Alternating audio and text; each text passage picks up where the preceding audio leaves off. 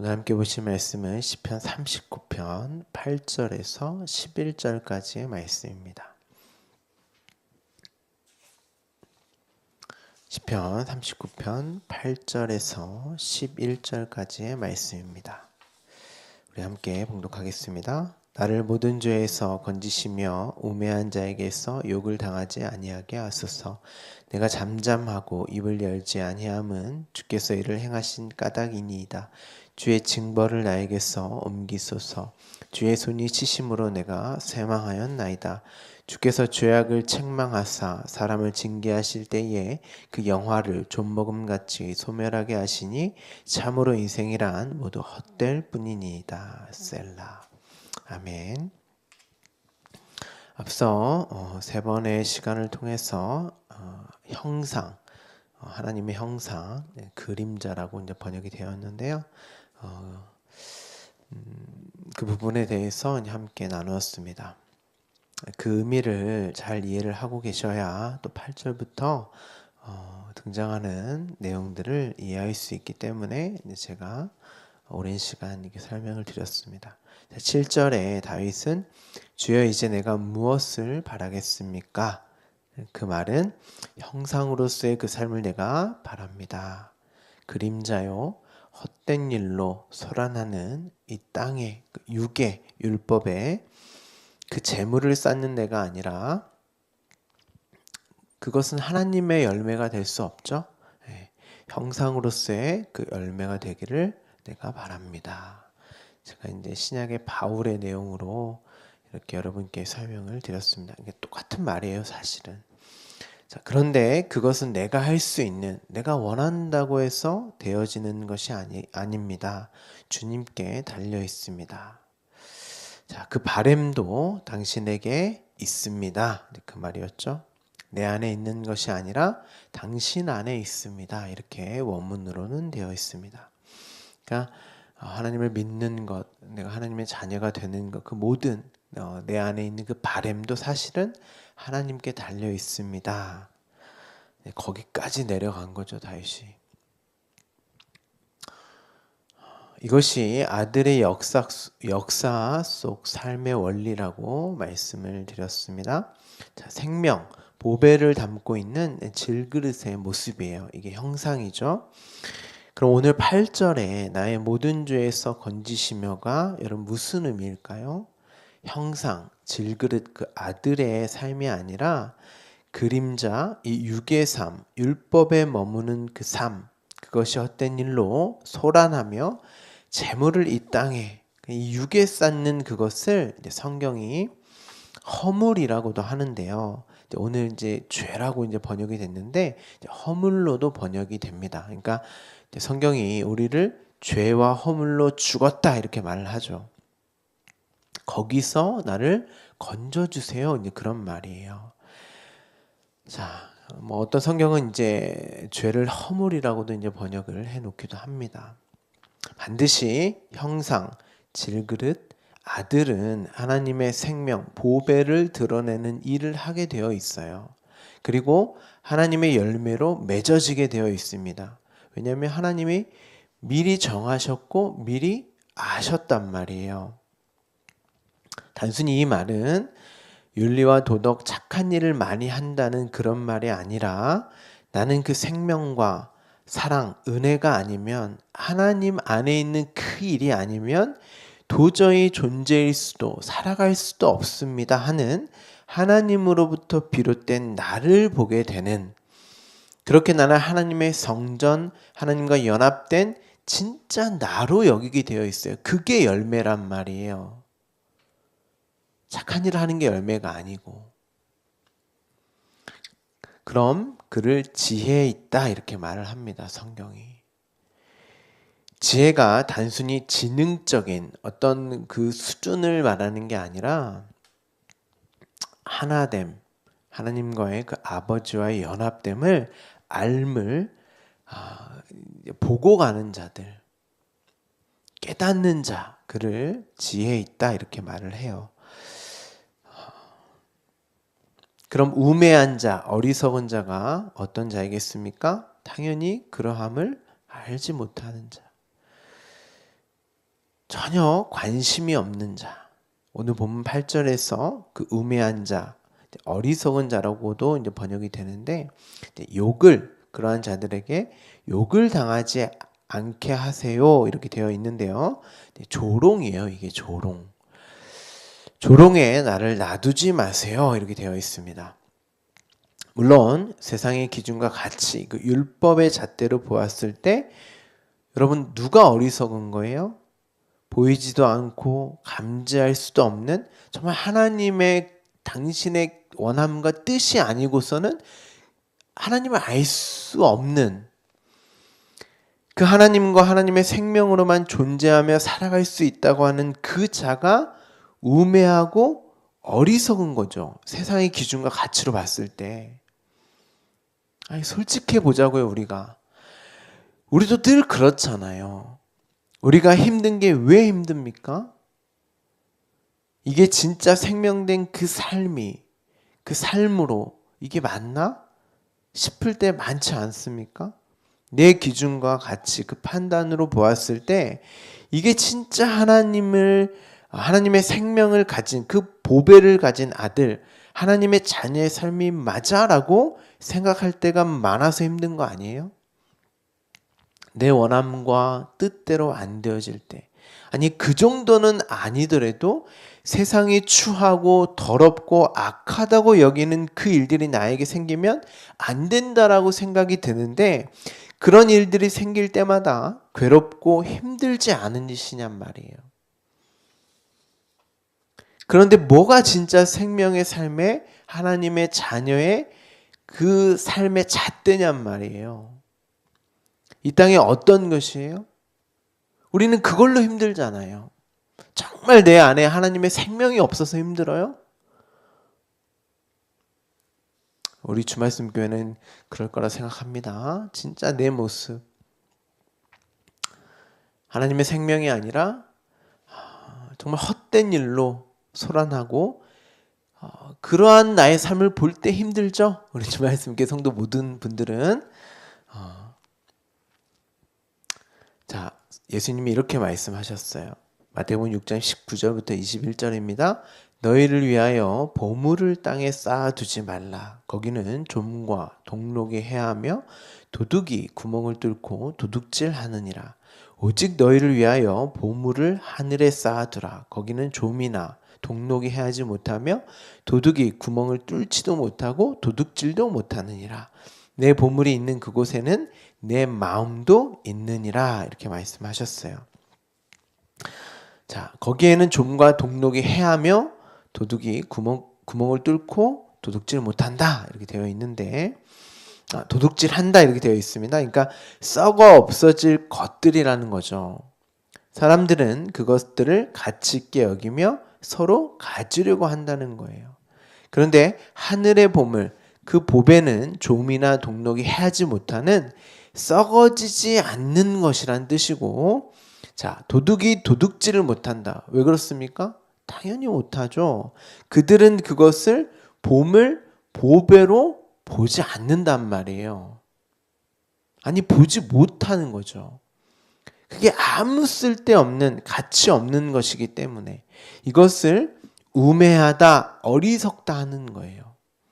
그런데 우리도 늘 그렇잖아요. 세상도 그렇지만 1차적으로 우매한 자, 어리석은 자, 늘 그러함으로 힘들어하는 내가 우매하며 어리석은 거예요. 늘 그러한 삶을 생명의 삶으로 보지 못하는, 보물로 보배로 보지 못하는 내가 바로 그 자이고, 그러한 삶을 찬송과 감사로 여기는 것이 아니라 조롱한다는 거예요. 그 조롱한 그 자리에 나를 두지 마세요, 이런 말입니다. 오늘 본문은. 그 모든 죄에서 나를 구해주세요. 그러한 허물에서 나를 건져주세요. 그 자리에 나를 두지 마세요. 이렇게 되어 있습니다. 앞서 제가 예수님이 내 보물이 있는 그곳에는 내 마음도 있느니라 이렇게 되어 있는데, 이 뜻은 그 보물이 있는 곳이 네 마음이야, 이런 뜻이에요. 뭐 땅에 어떤 것들을 훔치고 뭐 하늘의 어떤 것들을 뭐 이런 말이 아닙니다. 여기서 착한 일 많이 하면 여기서 많은 것들이 쌓여서 하늘의 보물로 쌓인다 이렇게 말하는데 그런 말이 아니고 네 마음이 무엇을 가지고 있냐, 네 보물이 있는 그곳이 네 마음이다 이런 뜻이에요.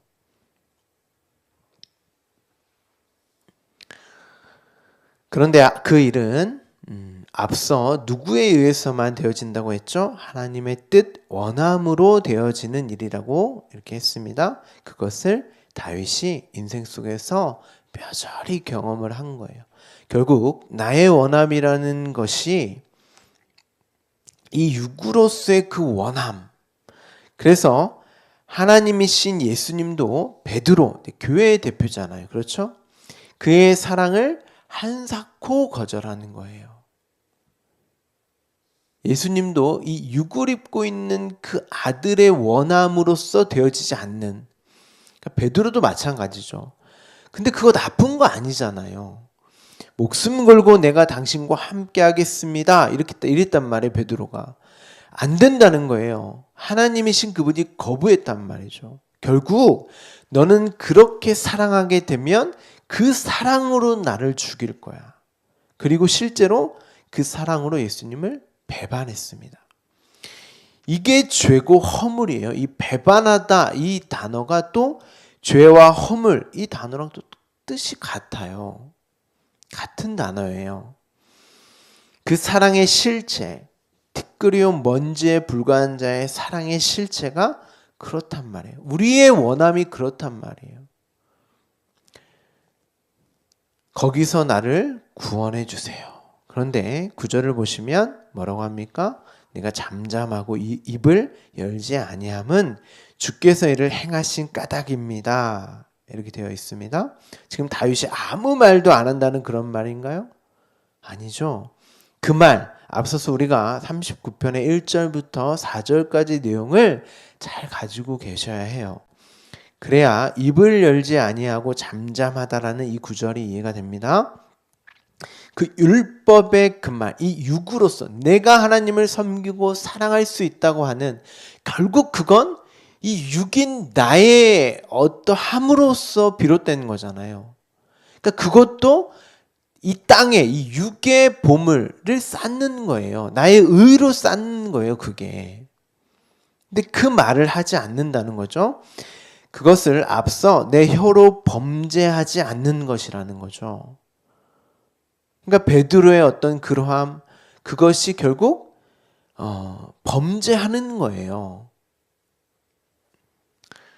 이 말은 반대로 나는 불의 혀, 성령의 임재 가운데 주어지는 그 말, 내 마음이 살아있는 자인 내가 내 속에 뜨거워져서 나로 비롯되는 것이 아니라 그 말씀이 내 안에 찾아와서 성령의 임재로 주어지는 그 혀로 말하는 거란 말이에요.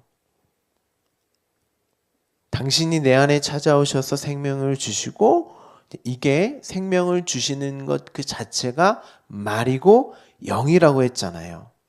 그렇기 때문에 내가 지금 그 말을 합니다. 그러니까 아무 말을 안 한다 그 말이 아니고 내가 율법의 그 말, 나로 비롯되는 그 말로서는 내가 입을 닫지만 하나님의 그 불의 여, 성령이 내 안에 거하시는 그리스도의 영이 거하시는 그 말을 내가 지금 합니다.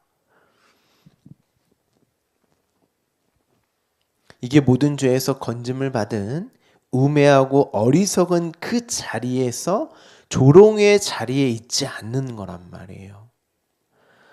그런데 그 베드로가 성령의 임재, 그 불의 혀의 그 말로 구약을 율법을 어떻게 이야기했습니까? 예수 그리스도로 설명을 한단 말이죠.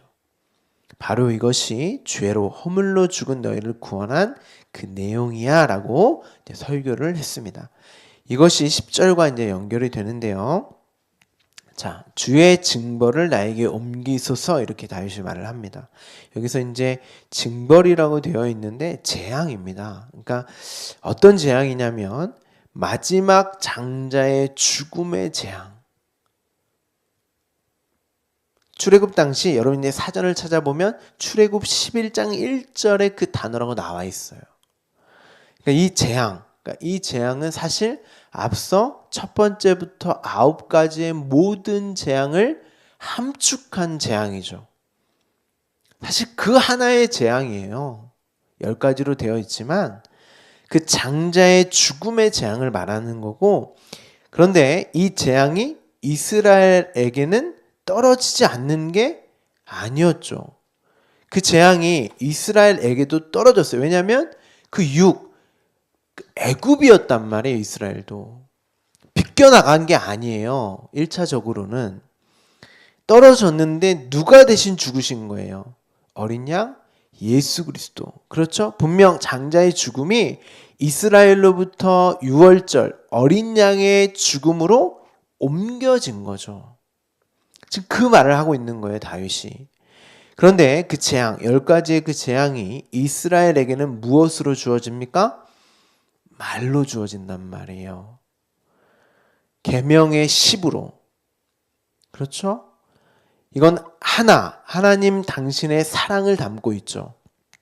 이스라엘 그들이 죽지 않는 것이 아니라 예수 그리스도 안에서 죽었단 말이에요. 그런데 바울은 그것이 바로 당신의 아들, 저와 여러분을 포함한 예수 그리스도 안에서 죽은 그 죽음을 하나님의 사랑의 확증이라고 했단 말이에요. 그게 형상이란 말이에요. 잘 이해를 하셔야 됩니다.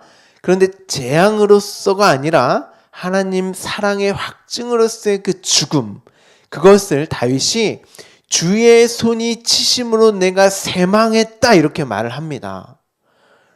어렵죠. 어렵습니다. 자, 다윗이 주의 손이 치심으로 내가 쇠망했다 이렇게 말을 하는데, 이제 원문으로 보면 당신의 손의 적대로부터, 내가 당신의 원수, 대적자, 어리석은 자, 우매한 자였는데 그것으로부터 내가 끝이 났습니다 이렇게 되어 있어요. 원문을 보면 쇠망했다 이렇게 되어 있는데, 이 쇠망은 나쁜 게 아니에요. 주의 손이 치심이 다윗이 쇠망했다는 것은 재앙으로서의 그 장자의 죽음이 아니라 예수 그리스도로 말미암아 옮겨짐에, 그런데 그 예수 그리스도 안에서 나도 죽었단 말이에요. 함께. 사도 바울이 그러잖아요. 비껴간 게 아니란 말이에요. 그리고 우리는 그 죽음에 자기 십자가의 삶을 이 땅에서 살고 있는 거예요. 그러니까 내가 부정되고 부인되는 진짜 생명으로서의 그 형상으로서의 삶이, 우리는 하나님의 사랑의 확증, 구원임을 깨닫고 보고 가야 되는 거예요.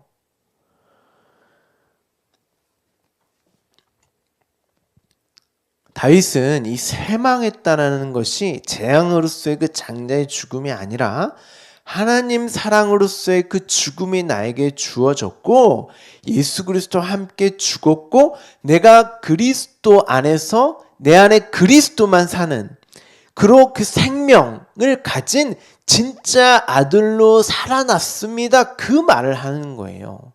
근데 다윗이 약속된 그걸 보지는 못했잖아요. 그러니까 구약일 뿐이죠. 그런데 우리는 신약을 받았으니까 이 내용으로까지도 이해를 해야 된단 말이에요. 찾아낼 수 있어야 되는 거예요. 그걸 못 보면 이 말씀이 거짓이다 이렇게 얘기한단 말이에요. 히브리서가. 근데 대부분 이제 구약의 어떤 내용들을 예수 그리스도로 이 생명됨으로 이해하고 해석하고 나의 삶으로 보는 게 아니라 그냥 구약에 머무는 경우가 굉장히 많습니다. 자, 그런 말이죠. 자, 11절에 보시면 주께서 죄악을 책망하사, 당연히 이 책망은 어떤 책망일까요? 죄로부터의 그 책망, 거기서 정죄하고 율법의 그 책망일까요? 아니죠. 성령이 찾아오셔서 죄가 무엇이며 반드시 그건 있어요. 그렇죠? 그런데 의가 무엇이며 심판이 무엇인지를 생각나게 하시는 그 책망이죠. 근데 여기서 징계하다 이렇게 번역했는데 이게 훈계하다, 훈련하다 이런 말이에요. 당신의 자녀의 교육의 장으로서 그 생명됨을 보게 하기 위한 그 삶, 그 교육의 장으로서의 저와 여러분에게 주어진 삶이란 말이에요. 반드시 생명으로 보게 하는 그 삶. 그때의 그 영화를 여기 되어 있죠. 내가 여기서 생명으로 여기고자 하는 그 율법의 이 육에 이 땅에 머무는 이 땅의 보물을 쌓는 헛된 일로 소란하는 것으로 그걸 이제 사람들이 영화 이렇게 이제 기록을 했는데 결국 그것은 소멸될 것이라는 그 말이겠죠. 아, 참으로 인생은 모두 헛된 것뿐이네요. 이 말이 무슨 뜻이라고 했어요? 아, 이 땅엔 아무 가치 없으니까 영지주의적으로 그런 의미라고 했습니까? 아니죠. 그러므로 내가 무엇을 바라겠습니까? 나의 소망은 주께 있습니다. 이 율법의 수준에 머물렀다면 인생이란 헛될 수밖에 없는데 진짜 생명이 내게 있음이 내가 아들임을 보게 하니 그 인생으로서 가장 값지고 귀한 인생입니다. 이렇게까지 봐야 한다고 말씀을 드렸죠. 그 말을 하고 있는 거예요, 다윗은. 이자가 하나님의 형상을 가진 보배, 생명을 가진 질그릇이고 나는 이렇게 보배, 하나님의 그 생명이 참 생명이라는 것을 드러내는 빛이구나 하고 진짜 지혜를 가진 자인 거예요. 이자가 죄와 허물에서 건짐을 받은 자인 거죠. 이게 저와 여러분의 삶이란 말이에요. 인간의 삶은 하나님을 알지 못하면 그게 이 땅의 기준으로 선하게 보일지라도 악하게 보일지라도 다 헛된 것뿐이에요. 거기서 벗어나는 거예요. 건전해지는 거예요, 여러분. 그런데 사람들은 그러함에 연연하면서 목숨을 걸더라는 거예요. 거기에 매여 있더라는 것입니다. 서로의 것을 부러워하며 탐하며 도둑질하며 산다는 거죠. 목사님, 저는 남의 것을 훔치지도 않았는데요. 아니요, 성경은 거기에 마음과 시선이 놓여 있는 것 자체를 도둑질이라고 해요. 여러분이 왜 돈을 벌고 좋은 옷, 좋은 집을 살기를 원하십니까? 정말 먹을 것이 없어서 그래요? 아니에요. 우리는 남들과 비교했을 때 우위에 서고 싶은 거예요. 그 영역이 물질의 영역만 있는 게 아닙니다. 사람들로부터의 인기, 명예, 영광 받고 싶어 하고 그걸 영화로 여기고 싶은 거죠.